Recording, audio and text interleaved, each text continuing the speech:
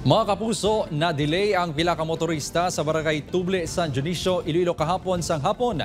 Hindi matapos mag-awa sa dala ng tubig tugas ang pag-inulan. Base sa impormasyon niya ginbalabot sa GMA Regional TV, naglabot tub-tub sa matiis ang kataas sang tubig ni apektado ang mga rider sa motorsiklo. Humalin alas 5 sang nagtaas ang tubig kag mga alas 8 na sa gabi sang nahumas. Sa piyak sini wala naman sang report nga ginpalabot sa Municipal Disaster Risk Reduction and Management Office ang San Dionisio.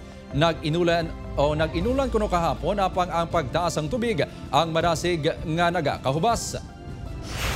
Samtang amuman sini ang nangin sitwasyon sa Taytay sa barangay Sinabsaban, Cuartero, Capiz. Bangod sa pag-inulan kahapon ang tubig sa suba, ang naglapaw sa Taytay gani wala galayon makatabok ang pila ka motorista. Suno sa Cuartero MDRRMO, wala man sang dako nga nahalitan nga mga residente kag wala nagpangayo sang rescue.